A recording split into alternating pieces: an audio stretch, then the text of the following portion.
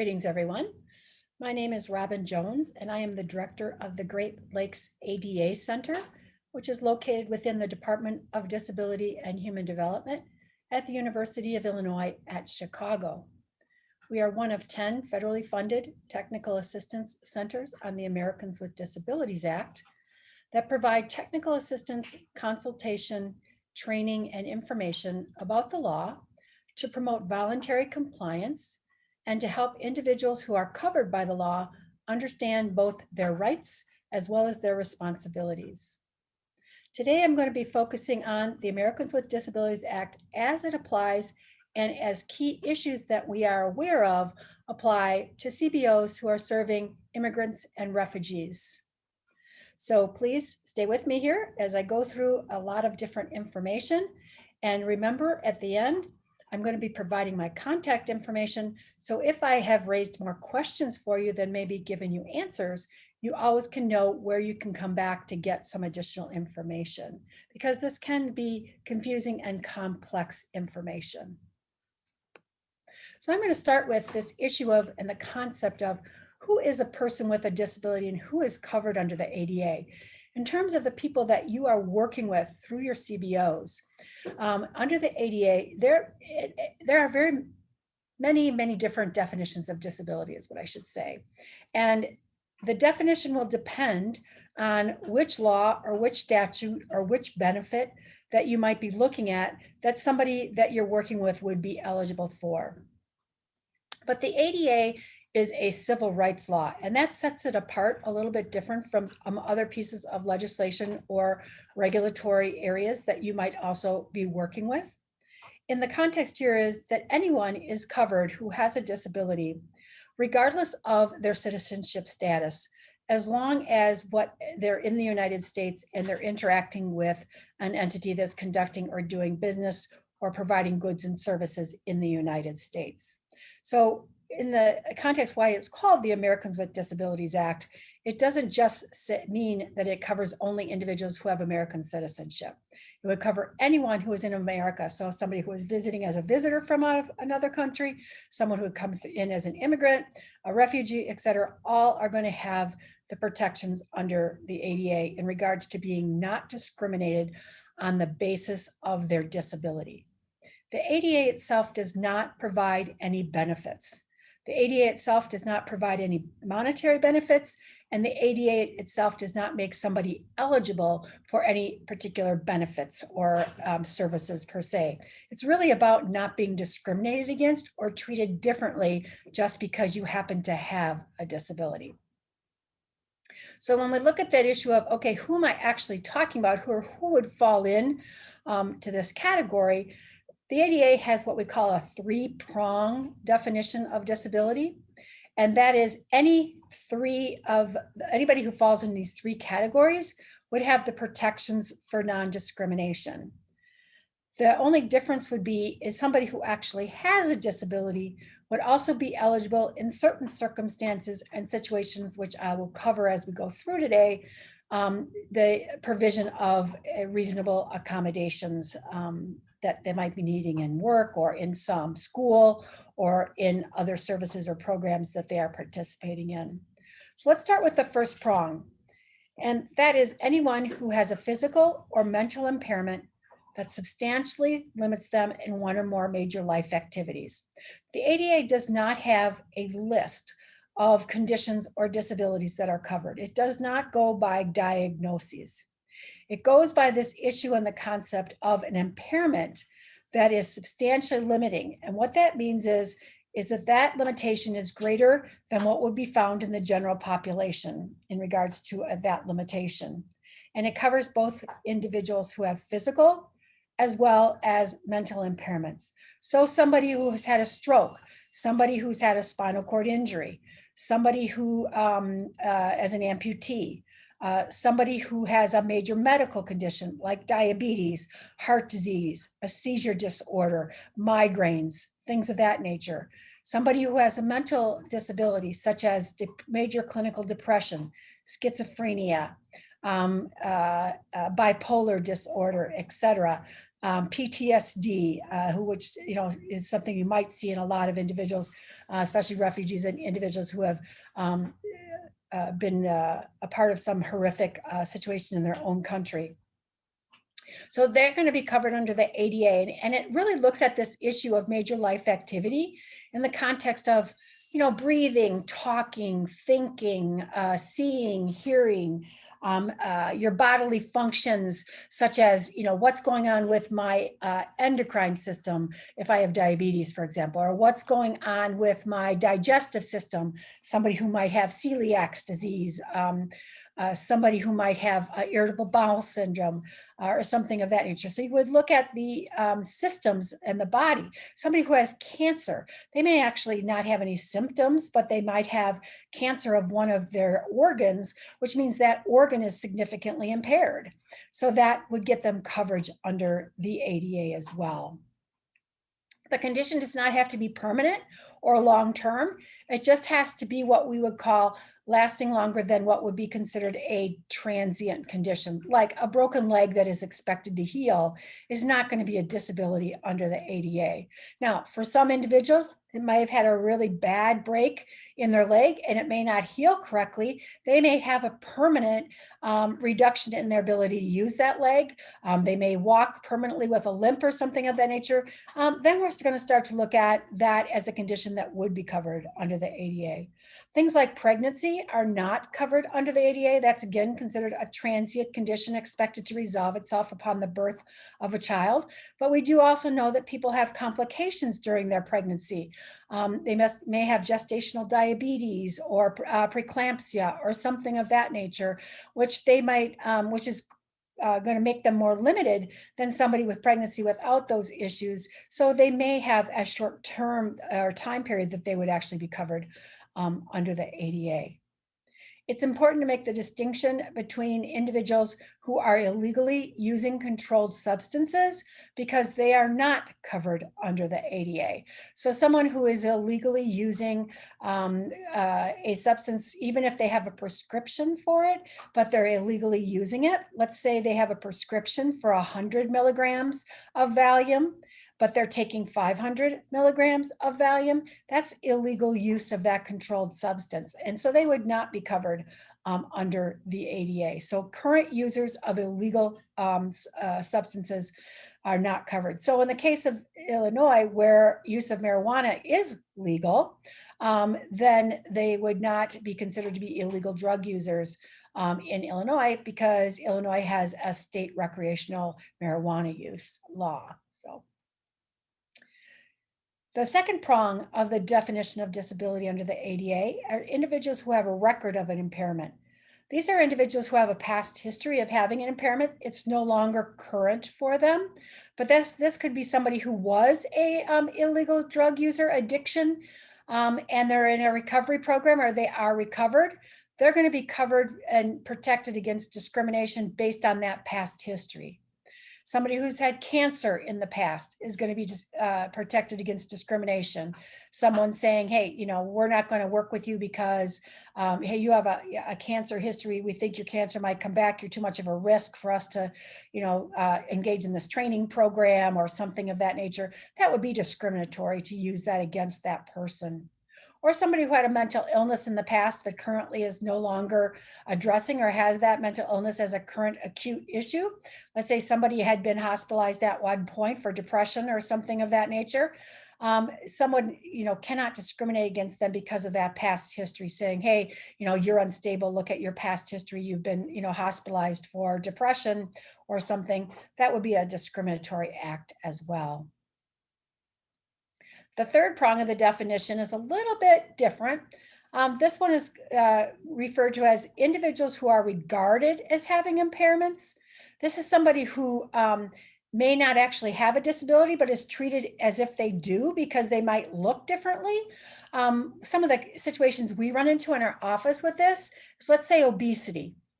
Somebody who's significantly obese. Obesity itself is not a disability under the ADA. Now, someone might have an underlying medical condition that causes the obesity, and that condition would be covered under the ADA. but obesity itself is not considered a disability.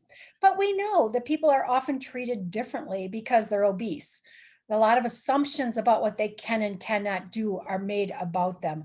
That would be discriminatory if someone denied person an opportunity to participate in a training program or an employment opportunity because of their obesity. But you also may have somebody with a disability who is treated differently, and a bias is against them because of that, having that disability. So for example, let's say I'm somebody who uses a wheelchair, and there's an assumption that I can't do certain things because, oh, you're in a wheelchair, you wouldn't be able to do that. Without actually knowing if I could do it. You don't know if I use this wheelchair all the time. You don't know if I only use the wheelchair for distances and I can get up and walk short distances. You don't know that I can't stand up and get something off of a shelf.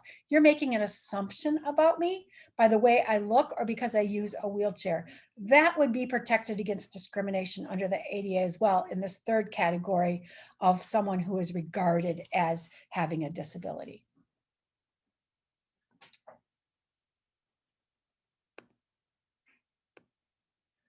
Okay, sorry about that. I moved on a little too quickly. So the other category that I would just want to say that there are protections, it's not actually for a person with a disability, but it's individuals who are associated with a person with a disability.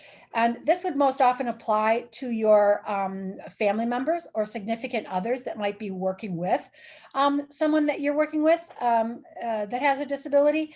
They would be protected against discrimination based on their association. So just because I happen to have a family member with a disability is no reason why somebody should discriminate against me. And we see this most often in things like employment, for an example. If you have somebody in your family who has a disability, sometimes an employer will look negatively upon somebody and think, you know what, I don't really want to hire you, or I'm not going to promote you because I think you're just going to go take a lot of time off to care for your family member. And I don't think you're going to be reliable because of that. That would be discrimination based on my association with somebody with a disability. Again, reminder that the ADA does not provide benefits or anything, so I don't actually get time off under the ADA to care for a family member. There are other laws and things that would protect or be available to somebody for that potentially. The ADA would not give them that, but the ADA would speak to the fact that you cannot make decisions or treat me differently just because I happen to have a family member who has a disability. So the ADA has several titles or areas which it provides protections in. The number one area is employment, and this is known as Title I of the ADA. And under employment, an individual has the right to be or receive an accommodation to allow them to perform their job duties or job tasks. So I cannot be discriminated against in employment decisions, such as I used before, an example. I don't want to hire you because you have a disability and I'll think you'll need more time off or you'll need something special or whatever. That would be a basic protection against discrimination. But in the context of actually doing the job itself, an employer would have the responsibility to provide somebody with a reasonable accommodation if they needed one in order to actually do or perform their job. So I still have to be qualified in order to do the job. So I still have to have potential, let's say a high school diploma or equivalent. I may have to have a certification of some type in maybe a certain software or something of that nature. The ADA would not give me an exemption from those things. What the ADA would say, though, is let's say I'm blind. And in order to do my job on a computer, I would need specialized software on my computer to allow me to be able to access information that is on the screen. The employer would have a responsibility to provide me that computer equipment. They're not required to train me on how to use it. If I'm responsible for already having those skills, the employer is required to provide me the equipment that I need. I may have my own personal equipment that I use at home.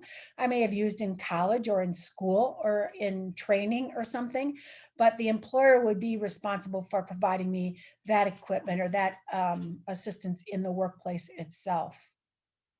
allowing me to have an altered work schedule. Let's say I take paratransit services and it's unreliable as to when they're going to pick me up and drop me off because they're allowed a 2-hour window under the law to do that. So while my job starts at 9 o'clock, there may be some days that the bus doesn't drop me off until 9:15 or 9:10. And the employee might be requesting an altered work schedule or a flexible schedule in order to accommodate that particular type of situation. An accessible environment to work in. So I might need parking because I have a vehicle and I have accessible parking placard or specialized license plates that allows me to park in a space closer to the entrance. So as an employer, I would need to make sure that I had access to that kind of a parking area. Are the doors able to be gotten into? You know, you're not responsible to get me to work, but the employer is responsible to make sure I can get into the job. So maybe doors having automatic openers on them or something of that nature might be an accommodation. Is the bathroom accessible for me? Am I able to get into the bathroom? Are there grab bars, things of that nature? So we're talking about the environment being accessible. This could include my office space as well, having a desk that was raised up, or let's say I have a back impairment and I need a stand desk, a desk where I could sit sometimes and stand sometimes.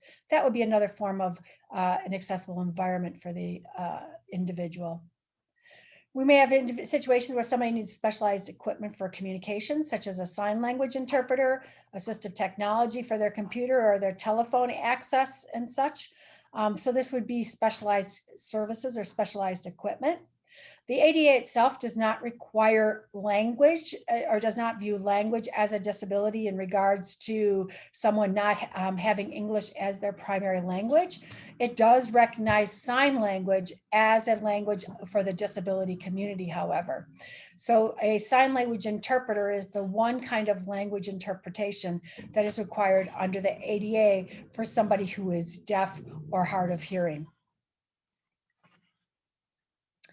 The other type of accommodation that might be relevant is leave for a medical condition. An individual with a disability may need time off to have doctor's appointments or to have recovery from some kind of a medical condition or something of that nature. So leave is another form of reasonable accommodation under the ADA. So these are all types of accommodations and things that an employer would need to consider for a person with a disability in the workplace. And the defense in that situation is for an employer to not provide the accommodation would be to determine that it was either too costly to provide, and they'd have to be able to demonstrate that through some kind of defense as to, you know, what's the cost and what's the impact negatively on the business for that. And then the other defense could be administrative hardship. So for example, allowing somebody a lot of flexibility in their schedule, for some people might work and for others it may not work. If you're the person that's supposed to be responsible for answering the phones and opening the front door, you know, when the business opens at 8 o'clock or 9 o'clock in the morning, and you're saying, I really can't get there on time on a regular basis, so I'm not going to be able to do that. That could be a hardship for that employer who needs that position to specifically do that. So that kind of defense also might be present. However, to use these defenses is very difficult under the ADA in that an employer really needs to be able to prove it, not just be able to say it. They actually need to be able to provide some kind of justification if they were challenged to document and demonstrate that they actually couldn't provide these accommodations, not just that, you know, I just think it would be too expensive. I think something would be is not going to be a defense under the law. Title II of the ADA, or the second area of the ADA, is called local and state government. And this is the obligation to ensure that local and state governments make all of their programs, services, and facilities accessible to people with disabilities. So having access to the goods and services that are provided by a local or state government. This includes physical access to all the facilities and buildings, whether it be a park district, whether it be a library, whether it be a government building, it be a courthouse. it be a homeless shelter owned and operated by that local government entity or sponsored by that government entity, a food pantry, any of those kinds of things, a tax office, a vocational rehab office, anything at all, a office where you get food stamps or any kind of other public assistance, driver's license facility, anything that's owned, operated, and managed by a local or state government. Their facilities are required to be accessible, whether they rent them or whether they own them. It also includes accessibility of public transportation. This includes the buses and the trains that a government entity may operate. So here in the city of Chicago, as an example, all of our buses are accessible, but all of our trains are not accessible. There are plans in place for the CTA to make all of its train stops accessible by the year 2030, but that is about 50 years after the ADA was passed. And the city of Chicago is already about 15 to 20 years behind when they should have by law been making these things accessible. So this is a huge problem for people with disabilities, in that while the law calls for this full accessibility, we have yet to see it, not just in Chicago, it's in New York, it's in San Francisco, it's other places of the country as well. But this is an area that is, very important, because we know that without transportation, it's difficult for people to work. It's difficult for them to get the services that they need, to get the education and other things. Transportation is so key and so vital to so many things, but it is covered under the ADA. And this includes the paratransit system, which is the door-to-door bus system or van system that is also part of the ADA. That anywhere that there is a public transportation system of buses, there needs to be a paratransit or a complementary paratransit system for transportation for those who can't use the bus. This requirement under Title II also is that all communication and meetings and information and events must be accessible, which means that they need to provide sign language if needed, real-time captioning during meetings, even if it's broadcast on TV or if it's over Zoom or other kinds of virtual media, which we're using more and more of these days. Our materials, like written materials in Braille and large print, this would include, announcements, the minutes of meetings, flyers that promote activities and things of that nature, their websites, anything that they're doing online virtually. This includes their social media, whether they're using Twitter, Facebook, Instagram, or any of those other ways to communicate. Any way that they're communicating, either during an event or about an event or about the goods and services, are all covered under this area of Title II and are required to be accessible to people with disabilities with a variety of different types of disabilities. Again, language translation is not covered or addressed under the ADA, other than Braille, which is a certain type of print translation for people who are blind. There are other laws and statutes that govern things like medical access and education access and different languages for persons with disabilities, but you would not look to the ADA for that particular requirement. You'd have to look to other laws and such. Modifying policy and procedure is also covered under the ADA. This means that I may need to modify my programs or services to make sure that people with disabilities have equal access. So this would be, let's say if they require you to have an ID in order to get services that validates where you live or something or who you are, they would have to provide, allow for an alternative method of identification. Maybe I don't have a driver's license, so would a state ID equate, or other kind like a passport or other kind of citizen ID or refugee identification or something that would validate who I was. So they need to have a policy that recognizes other types of identification that would meet the needs of somebody with a disability, still meet the rigor of demonstrating that it's a legal identification, but it may not be the one exactly that they're asking for. Also, potentially providing alternative locations to provide services, maybe in the home and such. And I think a really good example of this currently has been the vaccination program, in that there are recognized there are people with disabilities who cannot leave their home to go to some of these mass vaccination sites and such. So the city and the county have had to develop programs to be able to vaccinate people in their home, to not require individuals to go out to the mass vaccination sites and stuff because of due to a disability. So that is a form of a modifying of a policy, practice, or procedure. Also, things like modifying a policy to allow somebody to bring a service animal into a building when they have a policy that says no pets allowed. That'd be another example of a modification of policy, practice, or procedure. Another one would be allowing somebody to do a telephone interview instead of an in-person interview if transportation was problematic due to their disability, or because of their disability, it makes coming in person difficult for somebody. Maybe they have significant medical needs and such that are not, that you can't easily transport. Maybe they are on a ventilator. Maybe they have a type of mental illness like agoraphobia that makes it difficult for them to leave their house and such. So again, it would be that modifying policy, practice, and procedure if it was reasonable to do so. This also includes accommodations for post-secondary education for students with disabilities. The ADA covers education.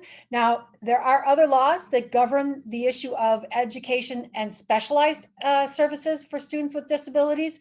So we have other laws like the Individuals with Disabilities Education Act, which covers children with disabilities in the K through 12 system.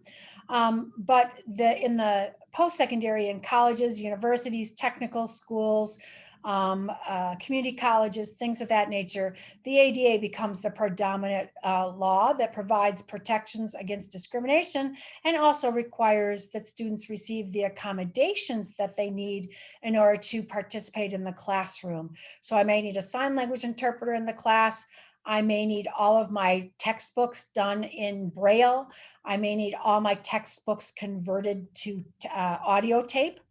I may need additional time on a test due to my dyslexia or other types of conditions that require additional time.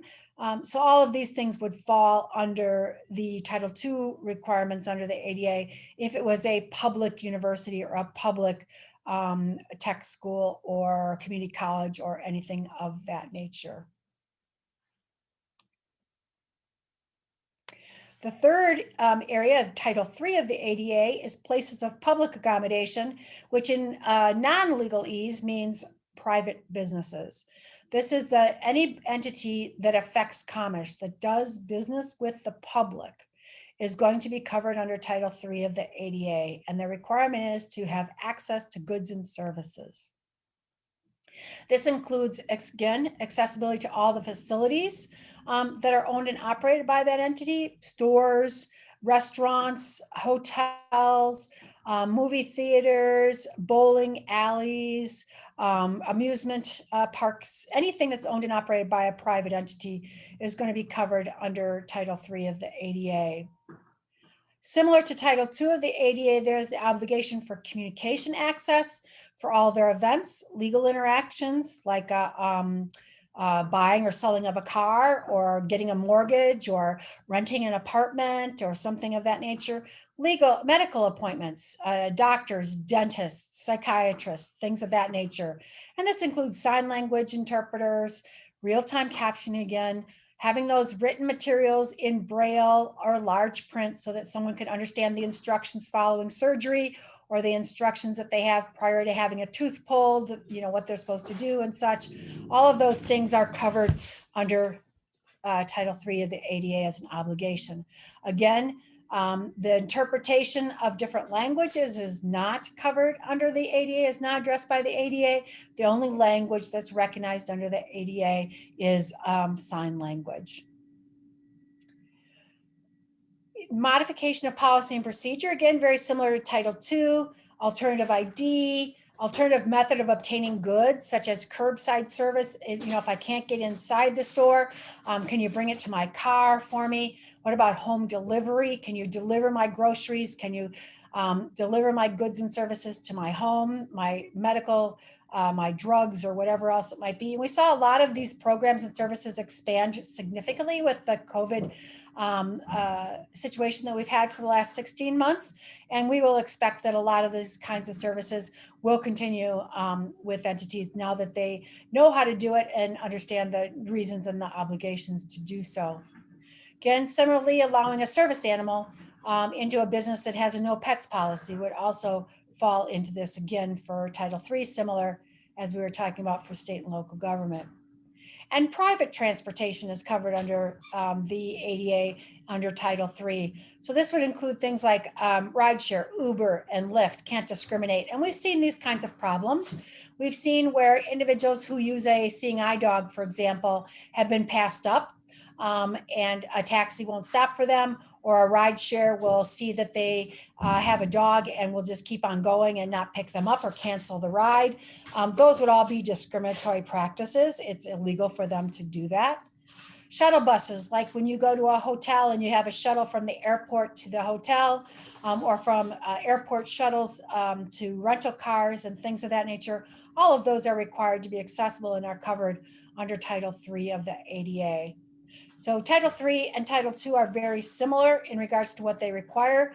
One being it applies to the government, which has a much higher burden of compliance than the private sector does, but they have very similar obligations. What I mean by that, by higher burden of compliance, the obligation or the thought is for a local and state government is that they have far fewer defenses of why they can't do something. Money is really not going to be a defense. It's going to be too expensive. It costs us too much.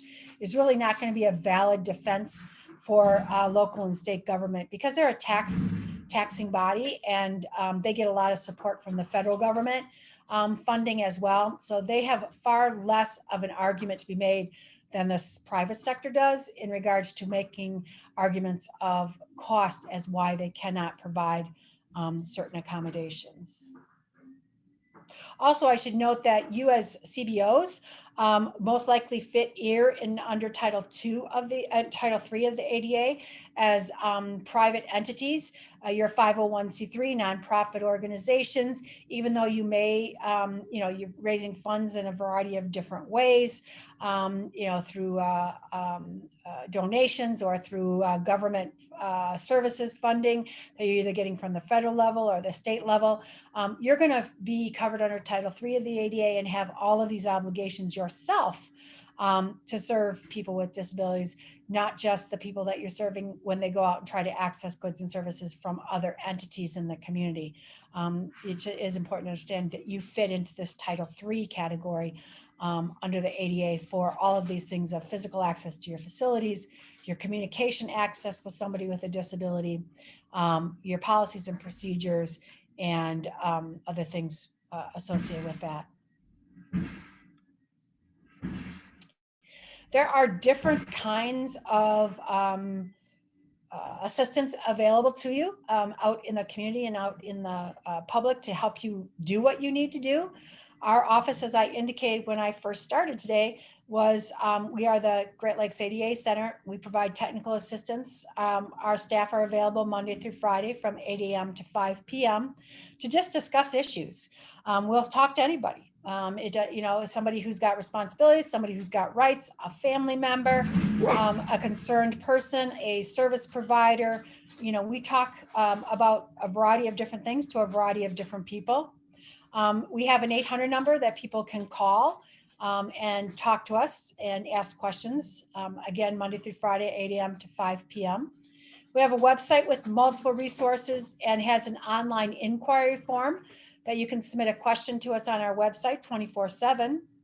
And then we provide customized training both in person and virtually about all aspects of the ADA, whether it's employment, architectural accessibility, how to access and what's needed to access goods and services, communication accessibility, transportation, electronic information accessibility, things like how to make websites accessible, how to make your social media accessible, how to make documents accessible like Word documents, PDF documents, things of that nature. We also do disability awareness training, and we talk about how the ADA intersects with other laws, housing law, education law, et cetera, because there is this intersect. The ADA is just one piece of legislation in the disability puzzle of potential rights that individuals have. We also have a number of online training programs. We have one that's focused on architectural accessibility. That's our Accessibility Online program. That's a monthly program. We have one that's focused on accessible information technology. That's our Accessible Tech program. We have a legal case law program that talks about how the ADA has been interpreted and is being interpreted. And then we have a program that's called the ADA Audio Conference Series that covers just general ADA topics. And this is what we use a lot for some emerging issues. So we've done quite a bit on COVID. We've done quite a bit on as new rules and regulations come out. New things are happening in the community, new things coming down from the federal level. We use that program to heighten and focus on those particular topics. We also have information and help support what is known as the ADA Coordinator Certification Training Program. This is a program that allows individuals who want to become ADA coordinators. This is something your own organizations might think about, that you would want to maybe have a staff member who would develop some expertise in the ADA and become an ADA coordinator for your CBO or for a network of individuals. This is a program that we support, and there's a website that gives you a lot of additional information about how to become part of that. But it's a training program available both online and in person, depending on how you go about doing it. But it provides a in-depth knowledge on the ADA for people who want to and do work in the field specifically to the ADA. So here's just some thoughts I have and want to share with you in regards to what your organizations should be thinking about in regards to strategies for accessibility, because this is an overwhelming process. And it's something that really takes some thought and takes some planning, and it's something that will take time and evolve over time. And from a perspective of making sure that you are in compliance yourself for your goods and services, but also that you have the capacity to help individuals that you work with to understand their rights and such under the ADA as well. So one of the most important things is to first start out with the idea and the concept that you want to integrate accessibility into everything that you do, that you should plan all of your events and activities with accessibility in mind. If you have a checklist that you use for events and programs, make sure accessibility is on that checklist. Don't think of it and do it as something that's after the fact, that somebody brings up and says, oh, did we consider people with disability? We want to make sure that people with disabilities are viewed as and considered as part of the audience at the get-go, not as an afterthought, because also we find that something that you have to retrofit or go back and do is often more expensive and difficult to do than if you've planned for it up front. So for example, identifying a venue that's accessible to hold an event in is something that you should be doing automatically, irregardless of whether you know somebody who uses a wheelchair or uses crutches or cane is actually going to participate, because it's much more difficult to have to move something later to make it accessible, or to apologize to somebody because you don't have it be accessible and they can't attend and participate, because that's discrimination. You've denied them the opportunity, and it's going to be much more difficult for you to try to scramble at the last minute and find something. So plan your events so that they are accessible from the very beginning, assuming that there are going to be people with disabilities, invisible and visible, that participate. Because remember, not all disability is visible. Somebody who has bad knees or has a hip replacement or something is going to have trouble going up and down stairs. Somebody with heart disease and such is going to have trouble going long distances and such. And you don't see that that person has that disability, but it's going to be a limitation for them, and they're going to make choices based on where and how they have to do something. So keep those things in mind. Budget accommodations up front. Understand what your costs of potential accommodations are going to be, whether you use them or not, and make sure they're part of your budgeting process so you can plan accordingly. Even though you don't know if you're going to have to or need to provide sign language interpreters, this is something that you should plan for in your budget ahead of time. If you're going to need to do real-time captioning for an event, plan and have that be in your budget ahead of time. Know who your providers are in your area to provide those things. Maybe you develop a relationship with somebody who's going to do a pro bono, but you need to develop those relationships beforehand. You need to be knowing who those people are and such, and know who to call and how to go about doing that. So really integrating accessibility from the get-go, from thinking about it, is proactively, is really the way that we want people to start thinking.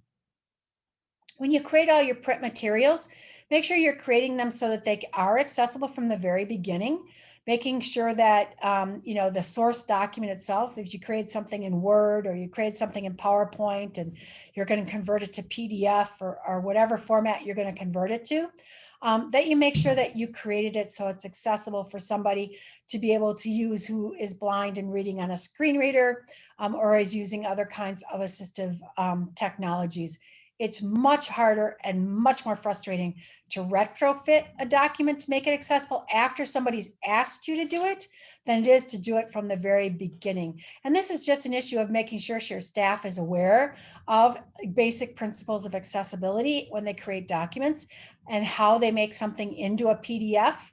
If I just take a document and put it on my copy machine and say, oh, I want to make it a PDF document, that's not going to be very accessible because that just scanned it. But if I use some of the programs and the tools that are available within Microsoft Word or whatever, Google Docs or whatever software program you're using, then I can be more assured that my document's going to be accessible. If I use images, if I use graphs, or I use tables, all of these things make a difference to the accessibility of a document. So thinking about those things proactively is really important. If you don't already have a checklist that you're using and add accessibility to it, think about using an accessibility checklist of some type when you select a venue to host a program. You can either create your own, or there's a lot of them available online in the public domain that just helps you think about everything from parking to entrance to moving around in space inside, how to set up tables to accommodate people who use wheelchairs, how to set up a stage in case you're going to be using a sign language interpreter and such. There are a lot of tools already out there that help you with this. You don't have to reinvent it, but it's really something you want to consider going from the very beginning, is having a checklist that you use as part of your planning process.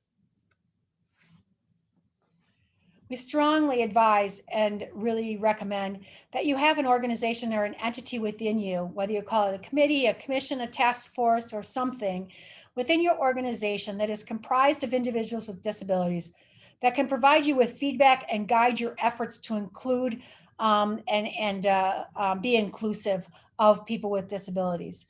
This could be family members, this could be people themselves who have disabilities, it could be some of your staff who might have disabilities or have family members with disabilities, etc. But it really is, what you're trying to do here is making sure that the perspective of people with disabilities is front and center, and that it's heard, that you have a sounding board, that you have somebody to go to when you're trying to make a tough decision budgetarily about what you can spend money on. And there are choices that have to be made that involve accessibility and such. Getting the feedback from the community so that they understand the choices that you have to make and why you made them, and that you better understand what might be the better choice for you to make. You might think differently if the individuals give you their perspective about prioritization versus what you think the prioritization should be. Look at your own internal hiring practices and make sure that they're non-discriminatory, and consider proactively recruiting and hiring staff members with disabilities who reflect the community that you serve. I think that we all are much more aware of the fact that, we all benefit from having those among us that work with us as peers, who also represent those that we serve. Review your internal policies, practices, and procedures to make sure that there's no discriminatory policies, and create any necessary policies to support inclusion, diversity, and accessibility. So do you have an accommodation policy for your staff and your participants? Do you have a policy that addresses providing sign language or providing materials in alternative format and such? If you don't have a policy such like that, you should, and you should make sure that that policy is readily available to those that you serve to know that you have that policy. It doesn't any good to have a policy if people don't know that you have it. look at your policies regarding how you acquire equipment and software and such, and make sure that it has language in it that ensures that when you're doing purchasing of new equipment, a new telephone system, a new piece of software, you're hiring somebody to upgrade your website, that you are including accessibility in that, and that you have language in your procurement that says that you are requiring that that product be accessible to a variety of people with disabilities.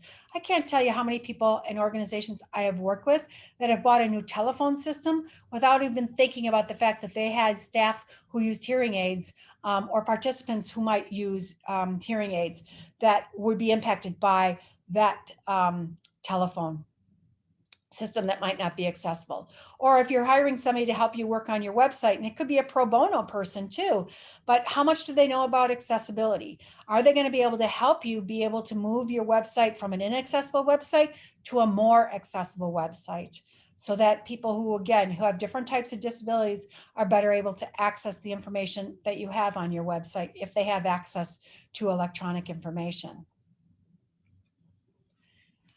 We strongly recommend that you conduct staff and volunteer training regarding disability awareness on an ongoing basis. This isn't a one-time thing that we do it and we say, check, we did it, check it off the list. Now we're better because we did this.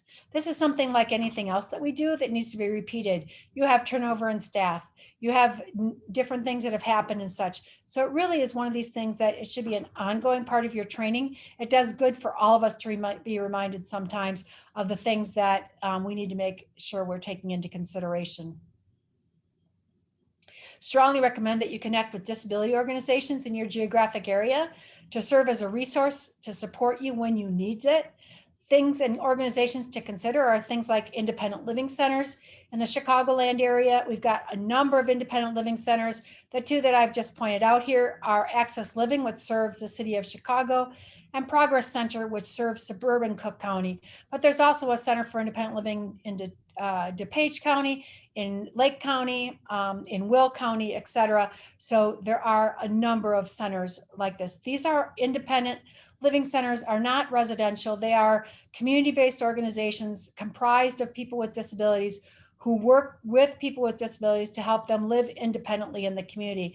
And they serve as a resource to businesses and entities in their community about disability-related issues. There are also several disability-specific organizations in the Chicago and Illinois area that also provide a lot of information and expertise. So the Chicago Lighthouse for the Blind, particularly for individuals who are blind or low vision. The Chicago Hearing Society does a lot of work with community organizations working with individuals who are deaf or hard of hearing. NAMI Illinois is a statewide organization that has chapters throughout the state specific to individuals with disabilities, mental health, both family members and individuals themselves. The Illinois Head Injury Association works a lot with families and individuals who have had a traumatic brain injury. The Illinois Self-Advocacy Alliance works a lot with individuals who have intellectual disabilities and spectrum disorders, etc. Family Resource Center is a federally funded program specifically for children and families with disabilities, with a particular expertise in the area of education in the K through 12 system and early intervention programs for children with disabilities. The ARC of Illinois specifically works a lot with people with developmental disabilities. And then Equip for Equality, which is a federally funded legal assistance program for persons with disabilities. This is just a sampling of the entities and groups in the Chicagoland and Illinois area that work and have worked with myself directly in my training and other things that I know do a lot of good work to try to help community organizations be able to serve and better serve people with disabilities and serve as a resource to the people that they do serve. As I indicated at the beginning, our office is available for technical assistance. You can contact us at any time. We are, here's our address, which is 1640 West Roosevelt Road. We are available by phone. We have a local number, 312-413-1407. And then we have an 800 number, 800-949-4232. We have an email address where you can directly contact us at adagreatlakes@uic.edu, and our website, which is just adagreatlakes, all one word, .org, O-R-G.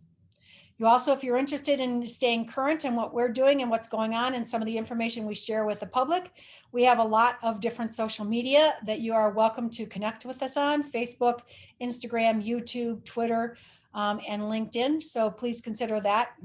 Follow us, and you'll get information on all of our training programs, as well as information that we share about new regulations and things that are happening within the disability community, as well as a resource. So thank you very much for your time today in regards to this program. And I hope that this has been useful for you. And I look forward to hearing from you if there's more information that I can provide you at any other time. Thank you.